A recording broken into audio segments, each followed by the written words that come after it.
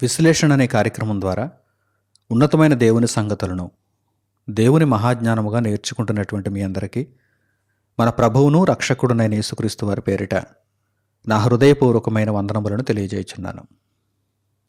ఈరోజు నిజమైనటువంటి ప్రేరణను ఎవరిస్తున్నారు, ఎవరి వలన మనము పొందగలము అనే విషయాన్ని పరిశుద్ధ గ్రంథం నుండి మనం నేర్చుకుందాం. అసలు నిజమైన ప్రేరణ అంటే ఏ విషయంలో మనము ఈ ప్రేరణను తీసుకోవాలి? ఈరోజు ఇన్స్పిరేషన్ అని చెబుతూ బాగా చదువుకునేవాడిని, బాగా ధనాన్ని సంపాదించేవానిని, మంచి పేరు పలుకుబడులు పొందినవానిని, అధికారమును సంపాదించిన వానిని మనుషులు తీసుకుంటున్నారు, ఉదాహరణగా తీసుకుంటున్నారు. ట్రూ ఇన్స్పిరేషన్ అని చెబుతున్నారు. కానీ నిజానికి అది ట్రూ ఇన్స్పిరేషన్ కానే కాదు. ఈ ఇన్స్పిరేషన్స్ అన్నీ కూడా, అంటే లోకమందు ఈరోజు మనుషులు ఇస్తున్నటువంటి ప్రేరణలన్నీ కూడా ఒక ధనాన్ని సంపాదించడానికి కావచ్చు, ఒక గొప్ప విద్యను సంపాదించడానికి కావచ్చు, క్రీడారంగంలో ఎన్నో పథకాలను సంపాదించే విషయంలో కావచ్చు, ఒక రాజకీయ రంగంలో కావచ్చు, లేకపోతే ఈ భూమి మీద అందచందాలు కలిగిన వారుగా, కండలు తిరిగిన వారుగా వారు పేరు ప్రఖ్యాతలను సంపాదించుకోవడం కావచ్చు, నటీనటులుగా ఆ రంగంలో కావచ్చు. వీటన్నింటిలో మనుషులు ఇస్తున్నటువంటి ప్రేరణ అసలు తీసుకోదగినది కాదు, అంగీకరించదగినది కాదు. అదేంటండి, అసలు ఈరోజు ప్రేరణ అంటేనే ఈ విషయాలలో అందరూ తీసుకుంటున్నారు కదా. ఒక బాగా డబ్బు సంపాదించినటువంటి వ్యక్తిని చూసి నేను కూడా ఒక అంబానీలా అయిపోవాలి, నేను కూడా ఒక ఆనంద్ మహీంద్రలా అయిపోవాలి అని అనుకుంటున్నారు. అలాగే నేను కూడా ఒక మోడీ గారిలా అయిపోవాలి, నేను కూడా ఒక అమిత్ షాలా అయిపోవాలి అని అనుకుంటున్నారు. నేను కూడా ఒక విరాట్ కోహ్లీలా అయిపోవాలి, నేను కూడా ఒక మీరాబాయి చానులా అయిపోవాలి అని కొంతమంది అనుకుంటున్నారు. నేను కూడా అబ్దుల్ కలాంలా అయిపోవాలని కొంతమంది అనుకుంటారు. ఇలా అవ్వటానికి ఎందరో కలలు కంటూ ఉంటారు, వారిని ఇన్స్పిరేషన్గా తీసుకుంటూ ఉంటారు. మరి అసలు వీరిచ్చేది అసలైన ప్రేరణ కానే కాదని మీరు ఎలా చెప్పగలరు అని అడిగితే, పరిశుద్ధ గ్రంథంలో దేవుని మాటలను బట్టి మనం ఆలోచించినప్పుడు అసలు ప్రేరణ అనేది ఏ విషయంలో ఇవ్వాలి అనగానే ఆత్మ సంబంధమైన విషయాలలో ప్రేరణ ఇవ్వాలి, ఆత్మ సంబంధమైన విషయాలలో ప్రేరణ తీసుకోవాలి. ఎందుకంటే ఇప్పటి వరకు మనం చెప్పుకున్నటువంటి రంగాలన్నీ కూడా శరీర సంబంధమైనవి. అంటే ఈ భూమి మీద జానెడు పొట్టను నింపేవి, శరీరానికి ఘనతను ఇచ్చేవి. ఒక 70-80 ఏళ్ల కాలం శరీరంలో మనం ఉన్నంత కాలం మన చుట్టూ ఉండేటువంటి పేరు ప్రఖ్యాతలు ఇవి, వాటికి సంబంధించినటువంటి ప్రేరణది. అయితే ఆత్మ సంబంధమైనటువంటి ప్రేరణ అనేది ఒకటి ఉంది. ఈ ఆత్మ సంబంధమైనటువంటి ప్రేరణ శరీరానికి సంబంధించింది కాదు. ఈ లోకంలో ఏదో 70 ఏళ్ళ 80 ఏళ్ళ బ్రతుకుకు మాత్రమే సంబంధించినది కాదు. ఇది ఆత్మకు సంబంధించినది. లోనున్నటువంటి ఒక మహాశక్తిగా ఆత్మకు సంబంధించినదే ఆత్మ సంబంధమైన ప్రేరణ. ఈ ఆత్మ సంబంధమైనటువంటి ప్రేరణను మనం తీసుకున్నప్పుడు ఈ ఆత్మ సంబంధమైనటువంటి ప్రేరణ మనలను కూడా ఆత్మ సంబంధులుగా మారుస్తుంది. అంటే దేవుని కొరకు మనలను బ్రతికింపజేస్తుంది. ఎక్కడ వరకు ఉపయోగపడుతుంది అనగానే నిత్య జీవార్థమై మనకు ఉపయోగపడుతుంది. నిత్య జీవార్థమై. మరి శరీర సంబంధమైనటువంటి ప్రేరణ, ఒక సచిన్ టెండూల్కర్ని మీరు ఇన్స్పిరేషన్గా తీసుకున్నారనుకోండి, వారు ఇచ్చినటువంటి ప్రేరణ మీకు ఎంతవరకు ఉపయోగపడుతుంది అంటే ఈ భూమి మీద ఒక క్రికెట్ అనే ఆట ఆడడానికి ఉపయోగపడుతుంది. అందులో ఏదో మీరు గొప్ప గొప్ప రికార్డులు సొంతం చేసుకోవడానికి ఉపయోగపడుతుంది. ఆ రికార్డులను తిరగరాసేవాడు మరొకడు వస్తాడు. ఇవన్నీ కూడా ఈ లోకంలో ఈ జీవితంతో ముగింపబడతాయి, కానీ శాశ్వతమైనటువంటి ప్రయోజనాన్ని మీకు ఇవ్వవు. మరి నిత్యమైనది, ఎప్పటికీ చెరిగిపోనిది, మీకు శాశ్వతంగా లాభాన్ని ఇచ్చేది ఏదైనా ఉన్నది అంటే అది ఆత్మ సంబంధమైన నడవడిక. ఈ ఆత్మ సంబంధమైన నడవడిక ఎలా ఉండాలో కొంతమంది ప్రేరణ ఇస్తున్నారు. వారు పరిశుద్ధ గ్రంథంలోనే మనకు కనిపిస్తారు. ముఖ్యంగా మొట్టమొదట వరుసలో ఎవరుంటారు? మొట్టమొదట వ్యక్తిగా ఎవరుంటారు? యేసుక్రీస్తు ప్రభువే ఉంటారు. ఆయన ఇచ్చారు ట్రూ ఇన్స్పిరేషన్, నిజమైనటువంటి ప్రేరణ ఈ లోకానికి ఆయన ఇచ్చారు. ఇదిగో మనిషి అన్నవాడు దేవుని యొక్క సంకల్పానుసారంగా ఇలా బ్రతకాలి అని యేసుక్రీస్తు ప్రభువు ఒక ప్రేరణను మనుషులకు దయచేశారు. ఒక మాదిరి కలిగిన జీవితాన్ని ఆయన చూపించారు. యేసుక్రీస్తు ప్రభువు జీవితంలో లోక సంబంధమైనటువంటి సుఖాలు ఏవైనా ఉన్నాయా? శరీర సంబంధమైనటువంటి ఆనందాలు, సంతోషాలు ఈ లోకంలో మనకు ఏమైనా ప్రభువు శరీరధారిగా ఈ భూమి మీద ఉన్నప్పుడు కనిపిస్తున్నాయా? లేదు. మరి ఆయనను ప్రేరణగా తీసుకోమంటారేంటండి అని మీరు అడిగితే, ఆయన ఇచ్చిన ప్రేరణ నిత్యకాలము మనకు సంతోషాన్ని ఇచ్చేది. మనము తీసుకోదగినది, ఆయన ఇవ్వదగినది ఆ ప్రేరణ. అది నిజమైన ప్రేరణ, అది అబద్ధపు ప్రేరణ కాదు.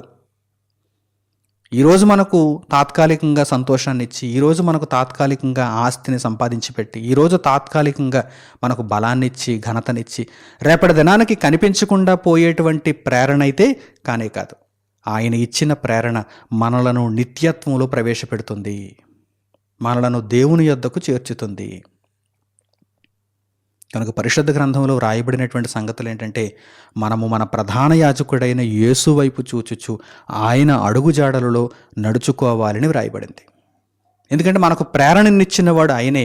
నిజమైన ప్రేరణ ఆయన నుండే మనకు దొరుకుతుంది. నిజంగా యేసుక్రీస్తు ప్రభువును వెంబడించిన వారు, అపొస్తలులు, శిష్యులు, ప్రారంభ శతాబ్దంలో ఎందరో మనకు కనిపిస్తున్నారు. వారందరి జీవితాలు ఎలా మారిపోయాయంటే, వారు కూడా మిగిలిన వారికి ప్రేరణనిచ్చేటువంటి పరిస్థితులలోనికి వారు రాగలిగారు. ప్రభువు దగ్గర ప్రేరణను పొంది వారు ఏ స్థితికి ఎదిగారు? మిగిలిన వారికి కూడా, వారి చుట్టూ ఉన్నటువంటి వారికి కూడా, వారి తరంలో అనేక మందికి నిజమైన ప్రేరణనిచ్చేటువంటి మనుష్యులుగా వారు ఎదగగలిగారు. నాటి కాలంలో కూడా ఎందరో రాజకీయ ప్రముఖులు ఉండొచ్చు, నాటి కాలంలో కూడా ఎందరో క్రీడాకారులు ఉండొచ్చు, నాటి కాలంలో కూడా ఎందరో ధనవంతులు ఉండొచ్చు, నాటి కాలంలో కూడా ఎందరో అందచందాలు కలిగిన వారు, నటీనటులు ఉండొచ్చు, పేరు ప్రఖ్యాతులు సంపాదించుకున్న వారు ఉండొచ్చు. కానీ అవన్నీ ప్రేరణలా? అవన్నీ వారు ఇవ్వదగినవా? లోకం తీసుకోదగినవా అంటే కానే కాదు. పరిశుద్ధ గ్రంథం చెప్పేటువంటి వివరణ ఏంటంటే, ఈ విశ్లేషణ ఏంటంటే, అసలు నిజమైన ప్రేరణ అనేది ఒకటి ఉంది. ఆ నిజమైన ప్రేరణ దేనికి సంబంధించినది అంటే శరీరానికైతే సంబంధించినది కాదు, అది ఆత్మకు సంబంధించినది.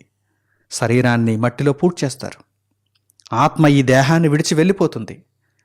ఆత్మ ఈ దేహాన్ని విడిచిపెట్టినా, ఈ లోకాన్నే విడిచిపెట్టినా, ఆత్మకు శాశ్వతమైనటువంటి ఆనందము దక్కాలి అంటే ఆ ప్రేరణను మనం తీసుకోవాలి, ఆ అడుగుజాడలలో మనం నడుచుకోవాలి, అనేకులకు ఆ ప్రేరణను మనం ఇవ్వగలగాలి.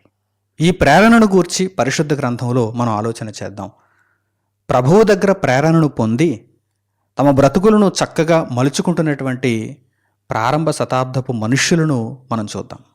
పౌలు గారు కొరింథీయులకు రాసినటువంటి 2వ పత్రిక 9వ అధ్యాయము 1వ వాక్యం నుండి మీరు చూడండి. పౌలు గారు కొరింథీయులకు రాసినటువంటి 2వ పత్రిక 9వ అధ్యాయము 1వ వాక్యం నుండి, పరిశుద్ధుల కొరకైన ఈ పరిచర్యను గూర్చి మీ పేర వ్రాయుటకు నాకు అగత్యము లేదు, మీ మనస్సు సిద్ధమై ఉన్నదని నేను ఎరుగుదును. అందువలన సంవత్సరము నుండి అకయ సిద్ధపడి ఉన్నదని చెప్పి నేను మిమ్మును గూర్చి మాసిదోనియ వారి ఎదుట అతిశయపడుచున్నాను. మీ ఆసక్తిని చూచి అనేకులు ప్రేరేపింపబడిరి. అయితే మిమ్మును గూర్చిన మా అతిశయము ఈ విషయములో వ్యర్థము కాకుండునట్లు నేను చెప్పిన ప్రకారము మీరు సిద్ధముగా ఉండుటకై ఈ సహోదరులను పంపితిని అని పౌలు గారు లేఖ ద్వారా తెలియజేస్తున్నారు. కొరింథీయులలో అకయ ప్రాంతానికి సంబంధించినటువంటి వారు మిగిలిన వారికి ప్రేరణనిస్తున్నారు. ఏ విషయంలో ప్రేరణనిస్తున్నారు? ఒక నటనలోనా, రాజకీయంలోనా, ఒక విద్యలోనా, ధన సంపాదనలోనా, ఎందులోని? చూడండి, పరిశుద్ధుల కొరకైన పరిచర్య విషయంలో. పరిచర్య అంటే సేవ. సేవ. పరిశుద్ధుల కొరకైనటువంటి సేవ. ఈ విషయంలో అకయ ప్రాంతంలో ఉన్నటువంటి వారు మిగిలిన వారు మాసిదోనియలో ఉండొచ్చు, మిగిలిన వారు గలతీ ప్రాంతంలో ఉండొచ్చు, మిగిలిన వారు కొలొస్సైలో ఉండొచ్చు, మిగిలిన వారు థెస్సలోనికలో ఉండొచ్చు. వారికి వీరు ప్రేరణనిస్తున్నారు. వారి యొక్క సిద్ధపాటు ఎలా ఉందో చూడండి. వారు ఎప్పటి నుండి ప్రిపేర్ అవుతున్నారో చూడండి. పరిశుద్ధుల కొరకైన పరిచర్య విషయంలో వారి యొక్క ఆలోచన, వారి యొక్క ప్రణాళిక ఏ విధంగా ఉందో వ్రాయబడింది చూడండి. సంవత్సరము నుండి అకయ సిద్ధపడి ఉన్నది అని పౌలు గారు మిగిలిన వారికి చెబుతున్నారు. వారిని చూచి మీరు ప్రేరణను పొందండి, ఇన్స్పైర్ అవ్వండి. వారు దేవుని పని అనగానే, సత్కార్యములు అనగానే, పరిశుద్ధుల కొరకైన పరిచర్య అనగానే వారు ఎలా ఉంటారు? చాలా ప్లానింగ్తో ఉంటారు, చాలా అంకిత భావంతో ఉంటారు. వారిని చూచి మిగిలిన వారందరూ కూడా ప్రేరణను పొందాల్సిందే. ఏమంటే పరిచర్య విషయంలో ప్రేరణ మనం పొందాలి అంటే అసలు ఈ మాటలు మనకు క్రొత్తగా అనిపిస్తున్నాయి కదా. ఈ లోకంలో మనకు ప్రేరణనిస్తున్న వారు పరిచర్య చేస్తూ ప్రేరణనిస్తున్నారా? అటువంటి వారు అసలు ఎవరైనా కనిపిస్తున్నారా?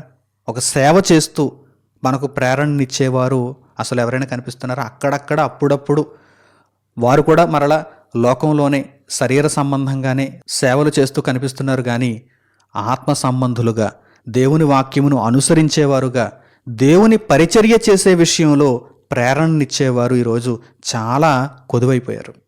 ఎందుకంటే లోకం అటు వారిని అంగీకరించలేకపోతుంది.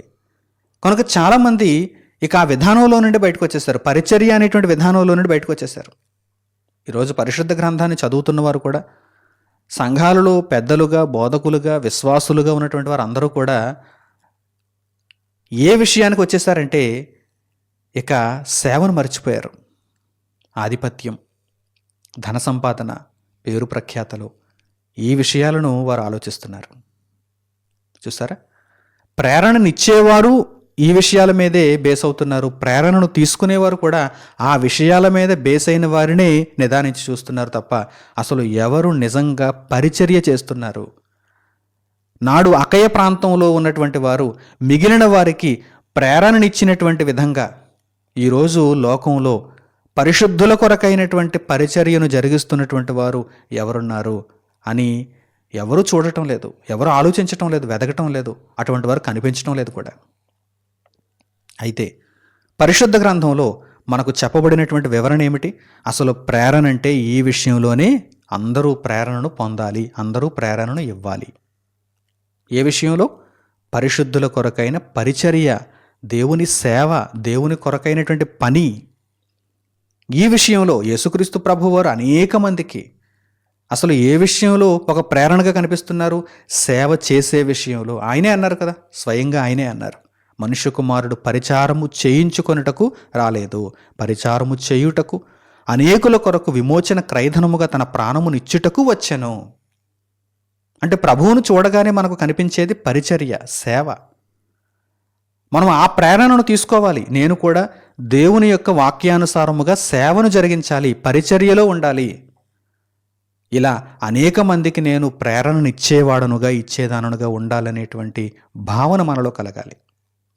మనం ఆ విధానంలో ముందుకు వెళ్ళాలి. అంతే తప్ప లోకమంతా ఆలోచించినట్టుగా ఏదో ధనాన్ని ఆర్జించడం కోసమో, పేరు ప్రఖ్యాతలు సంపాదించుకోవడం కోసమో మనము దేవుని యొక్క జ్ఞానమును అడ్డుపెట్టుకొని భిన్నమైనటువంటి పద్ధతులలో వెళ్ళకూడదు. అది అసలు ప్రేరణ కానేరదు. అటువంటి ప్రేరణ ఎవరైనా ఇస్తున్నా, అటువంటి ప్రేరణ ఎవరైనా పొందుతున్నా అది ప్రేరణ కానే కాదు. నిజమైన ప్రేరణ దేనికి సంబంధించినది అనగానే పరిచర్యకు సంబంధించినది. అపొస్తలుడైన పౌలు గారు కావచ్చు, లేక మొదటి శతాబ్దంలో మిగిలినటువంటి అపొస్తలుడు, శిష్యులు కావచ్చు, వారి యొక్క ప్రవర్తన ఎలా ఉందో ఒక్కసారి పౌలు గారు థెస్సలోనికైలకు రాసినటువంటి పత్రికలో మీరు చూడండి. వారు అనేకులకు ప్రేరణనివ్వటానికి వారి బ్రతుకును ఏ విధంగా మలచుకుంటున్నారు, ఎంత జాగ్రత్త పడుతున్నారో ఒక్కసారి ఈ మాటల్లో మీరు చూడండి, అర్థమవుతుంది మీకు. ప్రస్తుత లోకానికి నాడు ప్రారంభ శతాబ్దపు క్రైస్తవ విధానం చాలా భిన్నంగా ఉందనేటువంటి విషయం మీకు ఈ మాటల ద్వారా అర్థమవుతుంది. పౌలు గారు థెస్సలోనికైలకు రాసినటువంటి 2వ పత్రిక 3వ అధ్యాయము 6వ వాక్యం నుండి చూడండి. పౌలు గారు థెస్సలోనికైలకు రాసినటువంటి 2వ పత్రిక 3వ అధ్యాయము 6వ వాక్యం నుండి, సహోదరులారా, మా వలన పొందిన బోధన ప్రకారము కాక అక్రమముగా నడుచుకొను ప్రతి సహోదరుని యొద్ద నుండి తొలగిపోవలనని మన ప్రభువైన యేసుక్రీస్తు పేరట మీకు ఆజ్ఞాపించుచున్నాము అని పౌలు గారు ఇక్కడ అంటున్నారు. కొంతమంది అక్రమంగా నడుచుకుంటున్నారు. అంటే అక్రమముగా నడుచుకుంటున్నారు అంటే అర్థం ఏంటన్నమాట? శరీర సంబంధంగా నడుచుకుంటున్నారు. ఈ లోకము మట్టుకే ఆలోచిస్తున్నారు. శరీర సంబంధమైనవి ఏమిటి? ధనం, ఆస్తిపాస్తులు, పేరు ప్రఖ్యాతలు, ఇవే కదా. వారు ఎలా నడుచుకుంటున్నారు అనగానే అక్రమముగా నడుచుకుంటున్నారు. పౌలు గారు కానీ, అపొస్తలులు కానీ, దేవుని ఆత్మచేత ప్రేరేపింపబడిన వారు కానీ బోధించిన బోధన ప్రకారము కాక, అంటే వీరిని ప్రేరణగా తీసుకోవటం లేదు, వారి సొంత ఎజెండా వారికి ఉంది. శరీర సంబంధులుగా మారిపోయారు వారు. వారు అక్రమంగా నడుచుకుంటున్నారు. కనుక అటువంటి ప్రతి సహోదరుని యొద్ద నుండి మీరు తొలగిపోవాలి అంటే వారిని ఇన్స్పిరేషన్గా తీసుకోవద్దని పౌలు గారు అంటున్నారు. వారిని మీరు ప్రేరణగా తీసుకోవద్దు. ఎందుకంటే వారు శరీర సంబంధులు. వారికి లోకమే కావాలి. లోకం యొక్క ఆశలో వారు మునిగిపోయారు. మరి మా బోధన ఎలా ఉంటుంది? మేమిచ్చే ప్రేరణ ఎలా ఉంటుంది? మీరు తీసుకోవలసినటువంటి నిజమైన ప్రేరణ ఎట్టి విధంగా ఉంటుంది? ఇప్పుడు పౌలు గారు తెలియజేస్తున్నారు చూడండి. ఎలాగు మమ్మును పోలి నడుచుకొనవలెనో మీకే తెలియను. మమ్మును పోలి ఎలాగు నడుచుకొనవలెను అంటే మేము ఎలాగైతే క్రీస్తు మార్గంలో నడుచుకుంటున్నామో మమ్మును పోలి మీరు కూడా క్రీస్తు మార్గంలో పరిచర్యను ఒక ప్రేరణగా పొంది బ్రతికేటువంటి విషయంలో ఎలా నడుచుకోవాలో మీకే తెలుసు కదా అని పౌలు గారు మాట్లాడుతున్నారు. మమ్మును పోలి ఎలాగూ నడుచుకొనవలనో మీకే తెలియను, మేము మీ మధ్యను అక్రమముగా నడుచుకొనలేదు. పౌలు గారు చెప్పారు కదా ముందుగా, ఇదిగో కొంతమంది సహోదరులు అక్రమంగా నడుచుకుంటున్నారు, వారి యొద్ద నుండి తొలగిపోవాలి మీరు వెంటనే అని చెప్పారు కదా. పౌలు గారు ఏమంటున్నారంటే మేమైతే వారి వలె అక్రమముగా ఎప్పుడు కూడా నడుచుకోలేదు. మరి అక్రమంగా నడుచుకునేవారు ఎలా ఉంటారో ఆయన మాటలలో మనకు అర్థమవుతుంది. చూడండి 8వ వాక్యం నుండి చూడండి. ఎవని యొద్దను ఉచితముగా ఆహారము పుచ్చుకొనలేదు అంటే వారు ఏం చేస్తున్నారనమాట? ఉచితముగా ఆహారం పుచ్చుకోవటానికే ఎప్పుడూ కూడా ఆలోచన చేస్తున్నారు. వారు అక్రమంగా నడుచుకుంటున్నారు. వారు ఇచ్చే ప్రేరణ అలాగే ఉంటుంది. వారిని చూచినటువంటి మిగిలిన వారు కూడా వారి అడుగుజాడలలో నడుచుకోవటానికి ప్రయత్నం చేస్తారు. కనుక అక్రమమైనటువంటి మార్గంలో మిగిలిన వారు వెళ్ళిపోతున్నారు. అంటే చెడు ప్రేరణను పొందుతున్నారు, తప్పుడు ప్రేరణను పొందుతున్నారు. తప్పుడు ప్రేరణను వారు ఇస్తున్నారు, మిగిలిన వారు పొందుతున్నారు. చూడండి, ఎవని యొద్దను ఉచితముగా ఆహారం మేమైతే పుచ్చుకొనలేదు, కానీ వారైతే పుచ్చుకుంటారు. వారు మిగిలిన వారి యొద్ద అనగా వారి చుట్టూ ఉన్న వారి యొద్ద ఉచితముగా అన్నీ పొందటానికి, వారు ధనాన్ని సంపాదించుకోవటానికి, వారు పరిచర్యను పెడచెవిన పెట్టి పరిచర్యను విడిచిపెట్టి సుఖాసక్తులుగా మారడానికి ప్రయత్నం చేస్తారు. అట్టి వారి నుండి మీరు తొలగిపోవాలని పౌలు గారు హెచ్చరిస్తున్నారు. మేమైతే ఎవని యొద్దను ఆహారమును ఉచితముగా పుచ్చుకొనలేదు, మేము మీలో ఎవనికిని భారముగా ఉండకూడదని ప్రయాసముతోనూ కష్టముతోనూ రాత్రింబగళ్ళు పనిచేయుచు జీవనము చేసితిమి. మీరు మమ్మును పోలి నడుచుకొనవలెనని మమ్మును మేము మాదిరిగా కనుపరుచుకొనుటకే ఎలాగూ చేసితిమి గాని మాకు అధికారము లేదని చేయలేదు. ఏమండి, ఒక నిజమైన ప్రేరణను ఇవ్వటానికి పౌలు గారు ఎంత ప్రయత్నిస్తున్నారు చూడండి. ఆయనకు అధికారం ఉన్నా కానీ ఆ అధికారాన్ని వినియోగించుకోలేదండి. కళ్ళము త్రొక్కుచున్న ఎద్దు మూతికి చిక్కము పెట్టవద్దు అన్నాడు దేవుడు. అంటే పని చేస్తున్నప్పుడు ఆ పనివాడు ఆహారమునకు పాత్రుడే అన్నాడు దేవుడు. కానీ కొంతమంది ఎలా ప్రవర్తిస్తున్నారంటే పరిచర్యను విడిచిపెట్టేశారు, దేవుని సేవను విడిచిపెట్టేశారు, సేవా గుణాన్ని ధరించుకోవటం మానేశారు. అందరి చేత సేవలు పొందటానికి వారు ప్రయత్నాలు చేస్తున్నారు. ఇక మిగిలిన వారికి వారు ఇచ్చేటువంటి ప్రేరణ ఎలా ఉంటుంది? మిగిలిన వారు కూడా చూచి, అబ్బో ఆ అయ్యగారు ఎంత చక్కగా సేవలు పొందుతున్నారు, ఆయనకు వచ్చినటువంటి ఆ ఘనత ఎంత గొప్పగా ఉంది, ఆయనను అందరూ కూడా కీర్తిస్తున్నారు, ఘనపరుస్తున్నారు, పొగుడుతున్నారు, నేనెప్పుడు అంతటి వాడనవుతాను, నేనెప్పుడు అంతటి దాననవుతాను అని మిగిలిన వారు ఆ ప్రేరణను తీసుకునేటువంటి భయంకరమైనటువంటి అవకాశం ఉంది కదా. కనుక పౌలు గారు ఏమంటున్నారు తెలుసా? మాకు అధికారం ఉన్నా కానీ అంటే ఆహారం పుచ్చుకోవటానికి మాకు అధికారం ఉన్నా కానీ పని చేస్తున్నాం, ఆహారాన్ని పుచ్చుకోవచ్చు, అయినప్పటికీ ఆహారం వద్దన్నాం, మీ యొద్ద నుండి మాకు సహాయం వద్దు అన్నాం. మరి ఏం చేసాం? కష్టపడ్డాం, రాత్రింబగళ్ళు కష్టపడ్డాం అంటున్నారు చూడండి పౌలు గారు. ప్రయాసముతోనూ కష్టముతోనూ రాత్రింబగళ్ళు పని చేయొచ్చు జీవనము చేసేతిమి. మా జానడి పొట్టను నింపుకోవటానికి మేము కష్టపడ్డాం, ఇదిగో మా చేతులు కష్టపడ్డాయి అంటున్నారు పౌలు గారు. ఇదంతా దేని కొరకు? నిజమైన ప్రేరణను ఇవ్వటానికి. నిజమైన ప్రేరణను ఇవ్వటానికి. నిజంగా పౌలు గారు కష్టపడే ఆహారాన్ని పుచ్చుకుంటున్నా కానీ కష్టాన్ని చూడకుండా ఆహారం పుచ్చుకోవడాన్ని ఎవరైనా చూశారనుకోండి, వారు ఏ విధంగా భావించేటువంటి అవకాశం ఉంది? ఇదిగో పౌలు గారు ఊరకనే ఆహారాన్ని తినేస్తున్నారు, ఊరకనే ఈ సేవలన్నీ పొందేస్తున్నారు అని చెప్పి వారు కూడా కేవలం ఆహారాన్ని పొందటానికి, సేవలు అందుకోవటానికి, ధనాన్ని పోగేసుకోవటానికి, పేరు ప్రఖ్యాతులు సంపాదించుకోవటానికి ఆలోచించే ప్రమాదం ఉంది. తప్పుడు ప్రేరణను పొందే ప్రమాదం ఉంది. పౌలు గారు వెంట నిత్యం ఉండేవారికి అయితే అన్ని విషయాలు అర్థమవుతాయి. ఈయన కష్టపడుతున్నారు, కష్టానికి తగినటువంటి ఆ భోజనాన్ని ఆయన తీసుకుంటున్నారు, పనిలో ఉన్నారు, ఆయన కళ్ళము త్రొక్కుచున్నటువంటి ఒక ఎద్దు మాదిరిగా ఆయన కావలసినటువంటి దానిని తీసుకుంటున్నారు అనేటువంటి భావన చుట్టూ ఉన్నవారికి, వెంట తిరుగుతున్న వారికి అర్థమవుతుంది. అప్పటికప్పుడు వచ్చి చూచిన వారికి అర్థం కాదు కదా. కనుక అట్టివారిని కూడా తప్పుడు ప్రేరణలోనికి నేను తీసుకుని వెళ్ళకూడదు అనేటువంటి ఉద్దేశంతో పౌలు గారు ఇదిగో అనేకులకు మాదిరిగా మమ్మను ఏ క్షణమందు చూచినా కానీ వారిలో ఎటువంటి తప్పుడు ప్రేరణ కలగకూడదనేటువంటి ఉద్దేశంతో ఎవరి యొద్ద మేము ఆహారాన్ని పుచ్చుకోలేదు, మా జీవనం కొరకు రాత్రింబగళ్ళు కష్టపడి మేమే ఆహారమును సంపాదించుకున్నాం అంటున్నారు పౌలు గారు.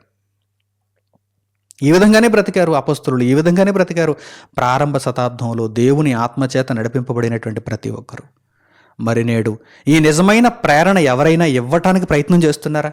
అసలు వారి ఆలోచనలో ఉందండి? నిజమైన ప్రేరణ అంటే పరిచర్యకు సంబంధించినది, సేవకు సంబంధించినది, పనికి సంబంధించినది. నేను అందరి ఎదుట పని చేయాలి, కష్టపడాలి, నేను నలుగురికి మాదిరిగా ఉండాలనేటువంటి ఆలోచన ఈరోజు ఎవరిలోనైనా కనిపిస్తోందండి? అసలు ప్రేరణ అనగానే దానికి డెఫినేషన్ ఈరోజు మారిపోయిందండి. ఇన్స్పిరేషన్ అనగానే దానికి డెఫినేషన్ ఈరోజు మారిపోయిందండి. ఇన్స్పిరేషన్ అనగానే లోకంలో ఉన్నటువంటి మిగిలినటువంటి పేరు ప్రఖ్యాతులు కలిగినటువంటి వ్యక్తుల వలనే సంఘంలో ఉన్న వారిని కూడా చూస్తూ గొప్ప బోధకుడా అయితే అతనిని నేను ఇన్స్పిరేషన్గా తీసుకోవాలి. అతనికి 4 కార్లు ఉన్నాయా? అతని వెనక బందీ బలగం ఉందా? అతని గొప్ప మినిస్ట్రీయా? గొప్ప లాభం వచ్చేస్తుందా ఆయనకి? అయితే నేను కూడా అంతటి వాడనుగా ఎదిగిపోవాలి అని వీరు అనుకుంటున్నారు. వారు కూడా అదే ప్రేరణ ఇస్తున్నారు. మీరు కూడా నా వలే ఎదగాలి అంటే ఇదిగో ఈ విధంగా ప్రవర్తించండి అని చెప్పి అభిమానులను సంపాదించుకుంటున్నారు. వారికి అభిమానులను సంపాదించుకుంటున్నారు. కానీ దేవుని వాక్యానికి అనేక మందిని ఆ తప్పుడు ప్రేరణ వలన దూరం చేస్తున్నారు. ఇది దేవుని దగ్గర ఆమోదయోగ్యమా? దేవుని వాక్యానికి అటువంటి ప్రవర్తన అనుకూలమా? కానే కాదు. కనుక ఈ విశ్లేషణ ద్వారా అసలు ప్రేరణ అనేది ఎలా ఉండాలి, నిజమైన ప్రేరణ అనేది ఎలా ఉండాలి? యేసుక్రీస్తు ప్రభువారు ఇచ్చినటువంటిదే నిజమైన ప్రేరణ.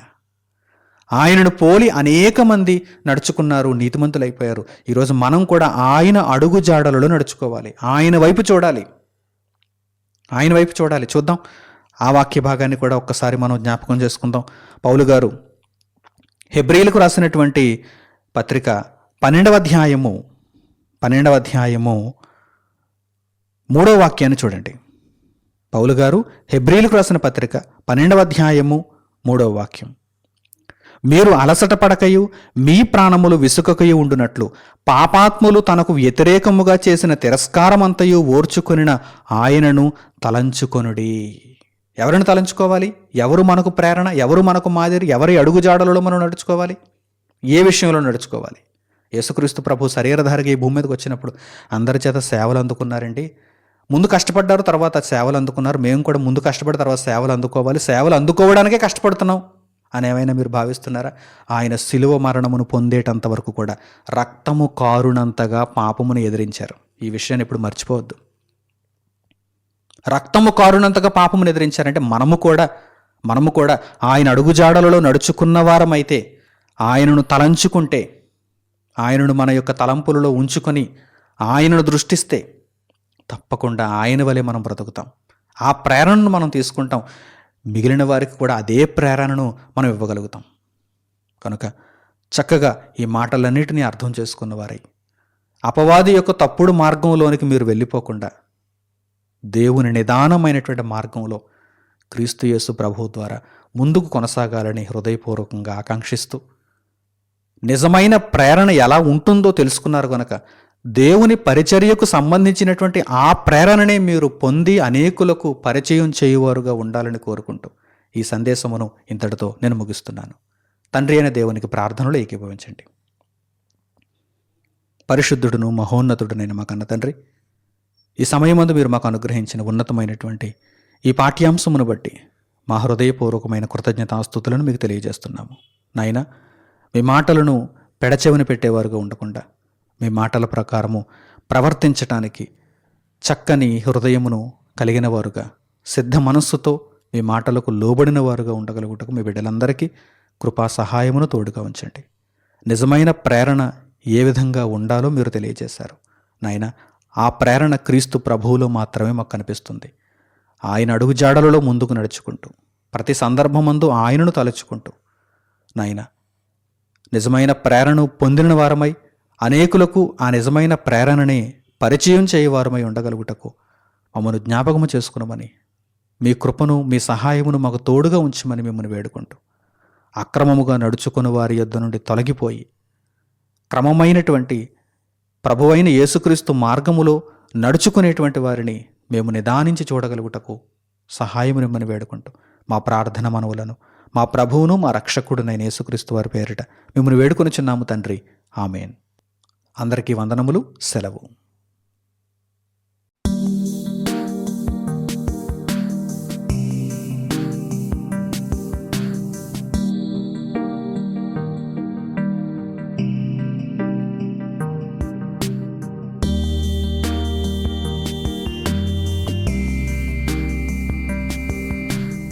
సహోదరులు మణికుమార్ గారు ప్రసంగించిన ఎన్నో ఆత్మ సంబంధమైన సంగతులను ఉచితంగా వీక్షించుటకు మా యూట్యూబ్ ఛానల్స్ను తప్పక దర్శించండి. మా సమాచారమును ఎప్పటికప్పుడు తెలుసుకొని ఆత్మీయ అభివృద్ధి నొందవలనంటే మా యూట్యూబ్ ఛానల్స్ను సబ్స్క్రైబ్ చేసుకోండి. సత్వర నోటిఫికేషన్ కొరకు సబ్స్క్రైబ్స్ బటన్ ప్రక్కన ఉన్న బెల్ సింబల్ను క్లిక్ చేయండి. మరిన్ని వివరాలకు మీరు సంప్రదించవలసిన మా ఫోన్ నంబర్స్ 8978414178 మరియు 8333927666. ధన్యవాదములు.